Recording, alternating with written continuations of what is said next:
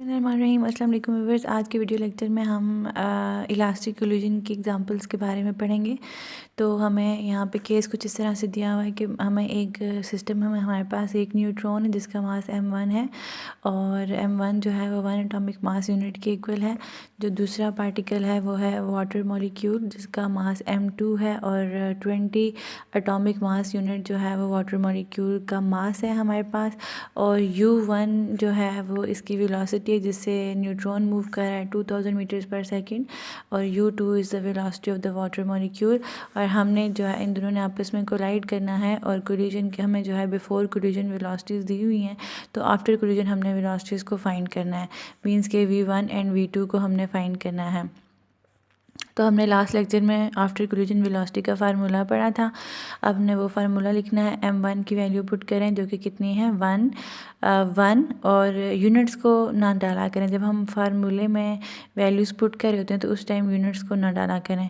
Minus को minus और m2 की जगह आप लिखो 220 एटॉमिक मास यूनिट और नीचे इन दोनों को ऐड कर दें। u1 हमारे पास 2000 है वो यहाँ पे डाल दिया। फिर है 2m2 तो 2 को ऐसे ही लिखें। m2 की वैल्यू जो है वो 20 है वो पुट करें नीचे सारा। तो u2 की वेलोसिटी वगैरह पुट करें तो आपके पास ये रिज़ल्ट आ जाएगा। यहाँ पे नेगेटिव साइन ये शो कर रहा है कि आफ्टर कोलिजन न्यूट्रॉन रीबाउंड हो जाता है। मतलब यहाँ पे कोलिजन के बाद ना इलेक्ट्रॉन जो है वो वापस चला जाता है।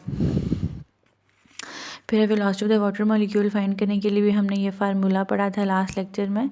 तो हमें सब m1 दिया हुआ है, m1 m2 दिया हुआ है, u1 u2 दिया हुआ है, सब दिया हुआ है। तो अब यहाँ पे आप जस्ट वैल्यूज़ पुट करें और आपके पास velocity of the water molecule आ जाएगी।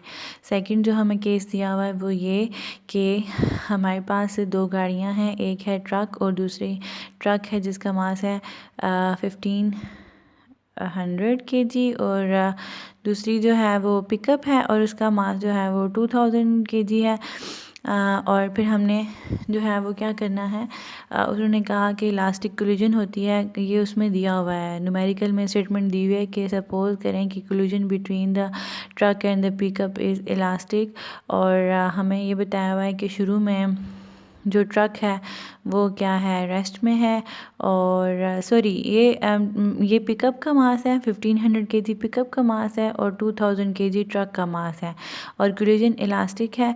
जब ये दोनों बिफोर कोलिजन जो था वो v1 0 था, मतलब कि जो पिकअप है m1 पिकअप वो शुरू में रेस्ट में है और आफ्टर कोलिजन जिसको हमने v1 डैश लिखा है, आफ्टर कोलिजन वो पिकअप जो है वो 10 मीटर पर सेकंड की वेलोसिटी से मूव करने लग गई है। ठीक है ना, मतलब कि ट्रक बड़ा होता है ना और पिकअप जो है वो छोटी होती है। तो जब इन दोनों के दरमियान में कोलिजन होती है तो आफ्टर कोलिजन ट्रक रेस्ट में आ जाता है जबकि पिकअप किसी वेलोसिटी से मूव करने लग जाती है। ठीक है, तो वही कहते हैं कि v2 बिफोर कोलिजन पिकअप जो थी जो ट्रक था वो क्या था रेस्ट में था। नहीं, before collision yes initially truck move कर रहा है ना, तो कहते हैं कि बिफोर कोलिजन v2 हमने फाइंड करनी है जबकि आफ्टर कोलिजन ट्रक रेस्ट में था। ठीक है, तो एक दफ़ा फिर से समझा देती हूँ ये सारा सिनेरियो। हमारे पास एक है पिकअप, एक है truck. Before collision pickup is at rest so we took its velocity 0। After collision pickup started moving with some velocity that is 10 metres per second. और जो ट्रक है वो शुरू में before collision truck is moving and we have and after collision truck is at rest so इसकी after collision velocity 0 है, before collision velocity हमने find करनी है। तो क्योंकि हमें कंडीशन दी हुई है कि कोलिजन जो है वो इलास्टिक है, सो इस इलास्टिक कंडीशन को हम मैथमेटिकली इस तरह से लिखते हैं। तो सिस्टम का momentum before collision is equal to system का मोमेंटम आफ्टर कोलिजन्स।